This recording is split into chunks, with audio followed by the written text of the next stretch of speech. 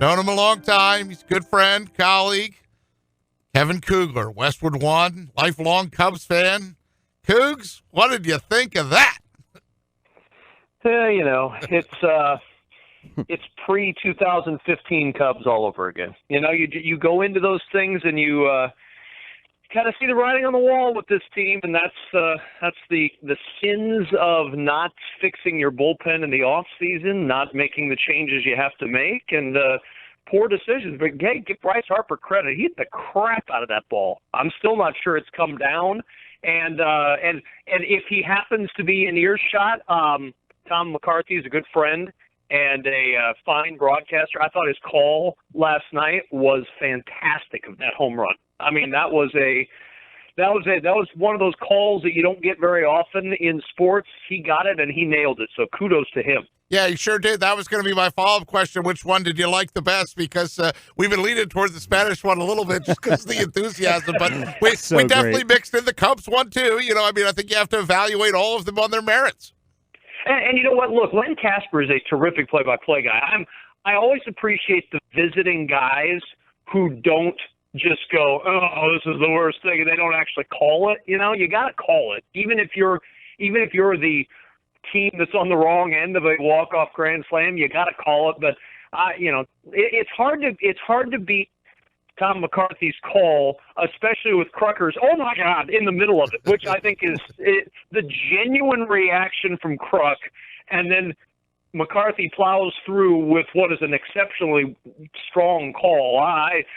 Tip of the cap to him. He's a pro's pro. He is the definition of a quality play-by-play guy, and he nailed it again. We're spending some time with Kevin Kuglar, who I have a history with. He is Nebraska, right? Kevin Kuglar, back in the day, I worked out there for a time, and Kevin was just a young whippersnapper, as they like to say. In fact, at one point, Kevin and I were almost partners, and we were a little bit too much of the same. Kevin's a nice guy and knew all his information and facts and all the coaches in town, and I'd like to think I'm a nice guy and knew all my facts and the information. So how dare I, Kevin? I should have been more different. We could have made broadcast history together. If you would have just dumbed yourself down a little bit and maybe offended a few more people, you'd have been in good shape. I'm going to tell your former co-hosts that we're going to pull that clip for the people that I remember you worked with, right? Yeah, exactly. No, it was those were good days. I'm out of the sports talk game now, so my opinions are limited to occasional conversations with you on the radio here, but yeah, those were good days. I was much more concerned about filling time in July and August than I am these days. Well, that's why we're so thrilled. I mean, whatever side of the coin you land on, Ryan and I didn't have to spend a 4-hour show today trying to talk about Eagles guys that aren't going to make the team or backup guys that didn't play or does preseason matter. Bryce Harper gave us a gift. And you take those every time they come along in the summer. You're thrilled to have them, and it's a terrific conversation too. Because I know there have been, I'm sure, more than one conversation over the course of the last several months where people were questioning Bryce Harper. Was he worth the big signing? All this other stuff, and boy, he was great against the Cubs. I'm not sure that's exactly saying and justifying a massive contract, because there are a lot of guys who've been great against the Cubs, especially when the Cubs have gone on the road, one of the worst road teams in baseball. But you know what? He was terrific this entire week against the Cubs and helping the Phillies sweep them. Yeah, no doubt. I mean, there were a lot of people last night, social media blew up, and then they started to say that, $330 million, moments like that, worth every penny, but it is a 13-year contract, Kevin. So, certainly, hey, sports fans in general, Cubs fans, Phillies fans, it doesn't matter. They like to live in the moment, and how many characters are on Twitter, Ryan? It depends. All right, if it's the new Twitter or the old Twitter. By the way, Kev, if you need me to email you the Google extension Chrome to get the old Twitter back, I can tell you how to do that. I've got it. Yep. I've got it on my every computer, every tablet, every phone. It's all there to make sure I don't have to look at the new Twitter. Oh, wow. That makes me feel so good. He's in on it with you. I showed my co-host, the guy on vacation, Mike Gill, at the Phillies game. Mike Gill is not, he's not the warmest guy all the time with praise, right? And let me tell you, he immediately put on Twitter, like, thanks to @PT973 for showing. It was like the lion with the thorn in his paw, like, please help me. Like, yeah, it's out there. But it makes me feel better that you also like the old Twitter, not the new one. Change is not something that I need in my social media accounts. Just go ahead and keep it the same. I'm accustomed to it. I know how to operate it. I don't want to invest any more brain power in the world of social media because I probably already invest too much of it as it is.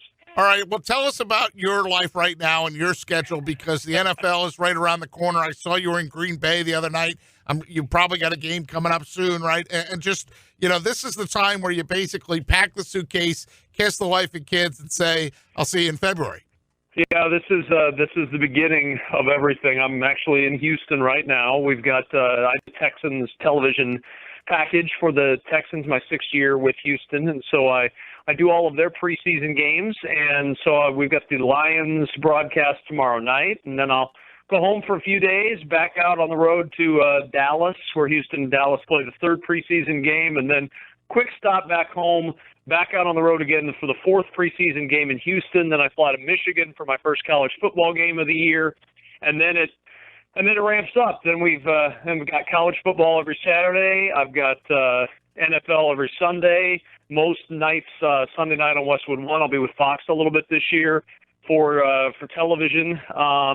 Doing an NFL game or two here. Yeah, that's exciting. My schedule. So, yeah, it's a good thing. I think occasional Thursday night game, occasional Monday night game with Westwood 1. So, and then basketball will start, and then it'll all cram in around that. So, yeah, it's the best time of year. You get this last preseason for me. People grumble about preseason. Preseason for me is always a great way to kind of warm up, get back into the prep mode. I haven't really done football prep for a while, so it kind of gears me back up for that and gives me the opportunity to kind of shake off some of the cobwebs that have accumulated over the last month and a half of not really doing anything. So I know for fans, preseason is not always something that gets the juices flowing, but for me, I always enjoy it. I like to see the new guys on each team. It helps me get started with my prep for the season and gives me a little bit of something to do in August.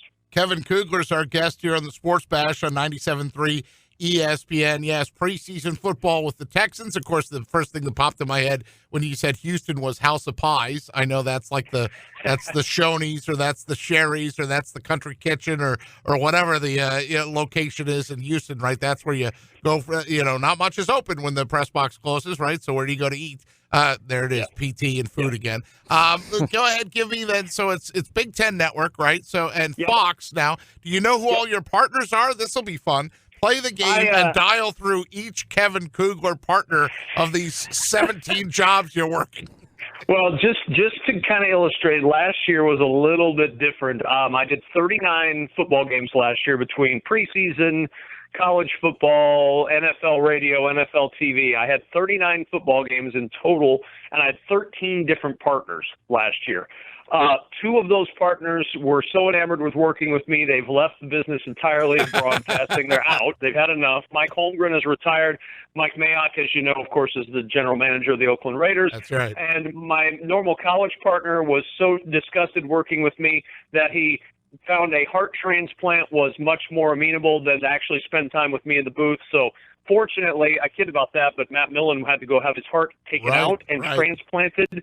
And thank God he got a new heart on Christmas Eve. And Matt will be back with me in the booth in 2 weeks for our first college game on Big Ten Network. He's looking great, sounds great. He's doing the Raiders games again for preseason. So he's already back in his respective booth getting warmed up for the season. And so I think I'll have fewer partners this year. I'm not sure how many it'll be. I'm not all around sure who it will be, but I know Matt will be with me for the course of the college football season, and I'm very excited about that. So is there any one of these many games, Kevin, that you have circled, right? They're all great. I know you're excited for all of them, but there has to be 1 or 2 that when you got your schedule or where you're headed that you say, man, I'm looking forward to that venue, that matchup, that team, whatever it may be. Well, there's always we're fortunate with the Westwood 1 schedule that we get the Sunday night schedule, so it's always the best game of the week in my opinion. And I'll say this, I'm anxious this year. We have the Browns on Sunday Night Football this year, and we were trying to decide when the last time any of us had actually been to Cleveland to do a game. And for me, it was a Sunday afternoon game, probably in 2009, the last time that I was even in Cleveland to do a game. So I'm kind of anxious in week 3 just to see if Cleveland is really going to be Cleveland. You know, there's so much hype around this Browns team. I'm kind of anxious to see if it'll live up to it, and that's in the early season, so it's not going to be flex. There's no chance that one leaves. I've got a very interesting game, I think, in my college schedule. It's going to fly a little bit below the radar, but Purdue is going to be a really good football team this year. They have one of the most dynamic players in the game. If you've not seen Rondale Moore, you need to check him out. He is going to play in the National Football League. He is as dynamic a playmaker as there is among any school in any conference. People will think about dynamic playmakers in the SEC. I promise you Rondale Moore is as good as anybody you're going to see this year in college football. He plays for Purdue, and we've got them against TCU in a night matchup the third week of the college football season. I think that's a really interesting matchup. You have an offensive coach in Jeff Brom against Gary Patterson, who's well known at TCU over the years as one of the best defensive minds in the game. So there's just a couple of early games that I've kind of got my interest in as to see, you know, a couple of interesting college teams and an NFL team that, you know, I just haven't been to Cleveland forever. So I'm anxious to see if the hype is real with the Browns. Kevin, you know, you bring up college football, and I want to stay on that topic with you for just a minute. Which teams in your mind, if any, can potentially ruin the inevitable, in a lot of people's minds, the inevitable Alabama-Clemson train for the, you know, for the title or for them to face off in the college football playoff? Alabama-Clemson seems to have separated from the pack, and it's kind of, you know, people are unsure if another team can take down the almighty at the top. Is there any sleeper team that can maybe do that? Boy, and isn't that disappointing? I mean, look, I love college football, but it is not exactly the way it's supposed to be when you walk into a season and go, well, is there anybody other than Clemson or Alabama, or should we just fast forward to the end of the year and see who it is? I mean, and you kind of have that feeling of inevitability when you walk into the season. It's like, well, who is that team that can get in there and do it? And unfortunately, after those two teams, I think you have a lot of questions about everybody else behind them. Ohio State, I think, has a lot of talent, but I don't know what they're going to look like at quarterback, and I don't know what Ryan Day is going to look like as a head coach. Michigan has to be able to figure it out this year if they're ever going to figure it out. They've gone all in on this 2019 season, and if Jim Harbaugh doesn't get it done this year, I think Michigan fans are going to start to grumble. And then you look at Georgia, you know, which Georgia team is it? Is it the Georgia we saw for most of last year, or is Georgia going to be able to overcome that SEC title game loss, the loss to Texas in the Sugar Bowl last year? They have a ton of talent. Can Georgia be that spoiler team? I just don't know that I see anybody that I would sit here right now and say, oh, yeah, they're the ones who are going to jump into the mix. It's until otherwise, it's kind of like the NFL, you know, until somebody tells me Tom Brady's not going to be there, I'm not going to pick against the Patriots in the AFC. Well, if somebody tells me Clemson and Alabama are not going to be there, I have to wait and see. I just don't believe that it's going to be anybody other than them until we get to the end of the season and it happens to be somebody else, because right now college football is pretty top-heavy with those two teams. Kevin Kuglar with us, Westwood One Radio, national college football coverage, NFL coverage. Excellent broadcaster who I've been fortunate to know for a very long time. We go way back. And I will say this, Kevin, I was a little surprised. You know, I pick up my newspaper in the morning out here in Atlantic City, and I'm looking at a Big Ten preview, and there's a picture of, you know, one of the Nebraska players. And before I made the connection, then I look at the byline by Eric Olson, right? And then I remember, oh, right, the Press of Atlantic City is now owned by the same company that owns the World Herald. So, of course, that's an easy pull for them. But, you know, I'd be remiss if you're talking college football and not squeeze in, like, is Scott Frost going to turn this thing around? Are they going to be any better? They're going to be better. I mean, they were 4-8 last year. So if they have another 4-8 kind of season, I don't care that Scott Frost is the prodigal son, the chosen one, whatever you want to throw as far as the label for a former Husker national champion quarterback coming home. If he stacks back-to-back 4-8 seasons with a quarterback that some people consider to be a dark horse Heisman contender, Adrian Martinez, the people aren't exactly going to be as enamored with Scott at the end of another 4-8 year as they are right now. I think they'll be better. Their schedule's easier. Their talent is better. They are trying to recruit and develop the way Nebraska used to do it back in the day. Remains to be seen what that will mean for Nebraska in 2019, because it, as everyone knows, not 1994, 95, 97, even 2000 anymore. So you have to, I think, temper your expectations of that national program becoming a national power again. But I tell people this all the time.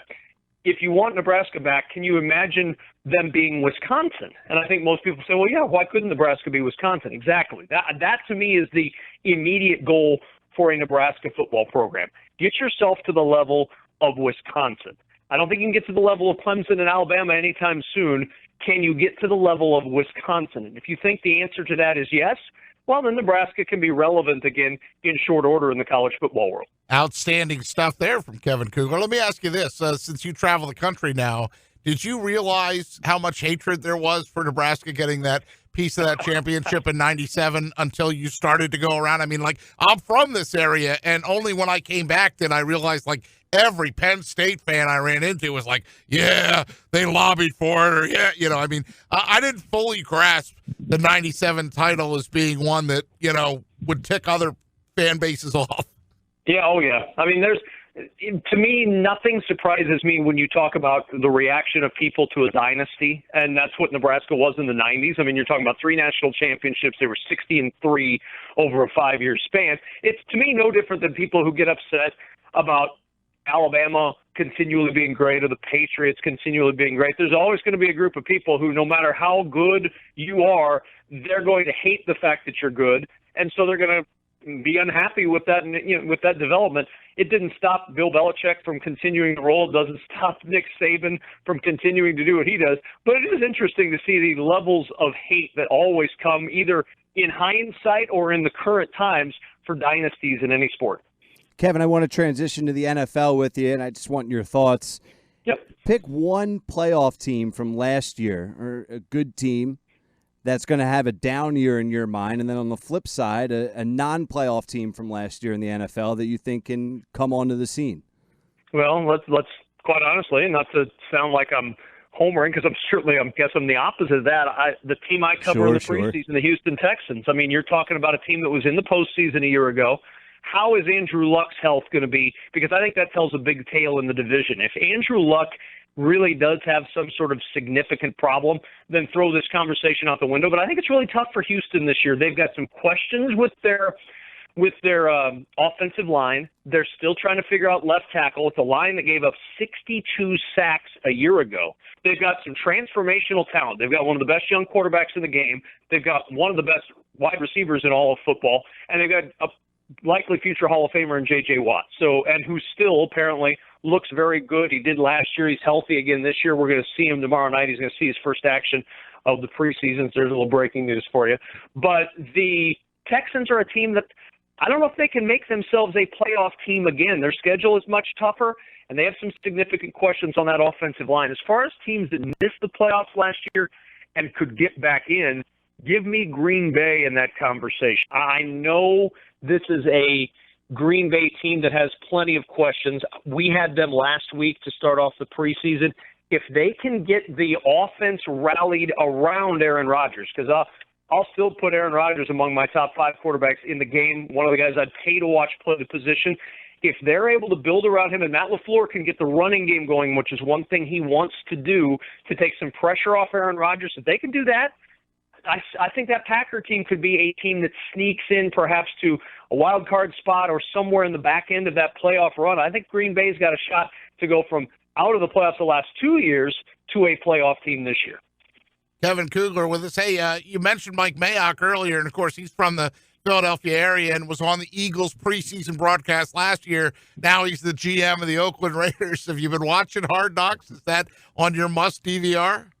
It has been a very entertaining start to Hard Knocks. And I thought the first episode was just okay. I thought episode 2 was very interesting. I thought Gruden's exploits and the amount of 0 to 60 that you see from Gruden I think it's fascinating. I have enjoyed watching this very much. And I love Mike Mayock. I hope he is a extremely successful general manager because I've not worked with anyone who knew more football and knew more minutia about every guy that ever came into the National Football League than Mike Mayock. So I'm anxious to see how that translates long-term in the general manager position. But, yeah, Hard Knocks has been it's a good start, I think, to the Hard Knocks run. I'm anxious to see where it goes from here.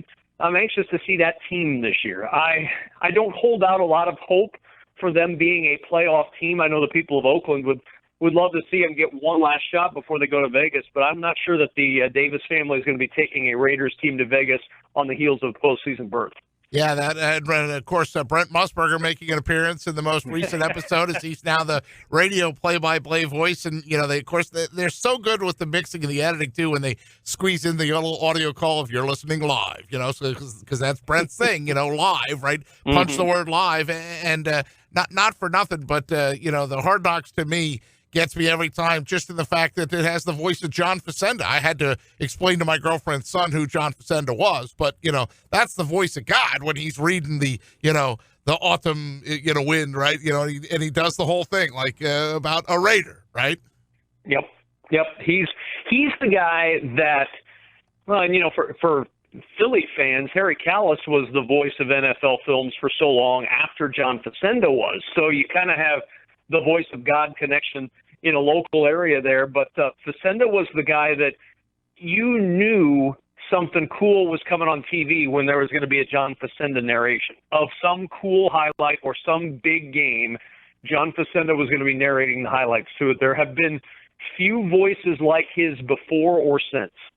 And a few voices like Kevin Kuglar. Listen, I think you're doing an excellent job. I'm so thrilled that not only are you all over the place, and I know that suitcase is packed all the time, and your daughter's getting older. I see that, and your family's getting older, and maybe they're adjusting to, yes, this is what Dad does. But kudos to your wife and your kids for letting you be able to be away all that time and just living out your dream, man. I'm so excited every time I have you on, and every time that I spin by and you're on our air, for Sunday Night Football, and we hear that, I'm just like, that's my guy. That's Kevin Kuglar. There he is. He's still killing it. Well, I appreciate you saying that. I also appreciate you mentioning that I'm not getting older. You mentioned my wife and kids are all getting older. That's fine, just as long as you keep mentioning that I'm staying stagnant at the ripe old age of 27. Impressive. You're very impressive. Wood Wooderson. Yeah, you just keep staying there. You don't age at all. That's absolutely correct. And if I thought my wife was listening to this interview, I would never have said anything like this. But I'm pretty sure I'm safe. Good stuff. All right, Kevin. I really appreciate you coming on, and I know we'll be listening to you.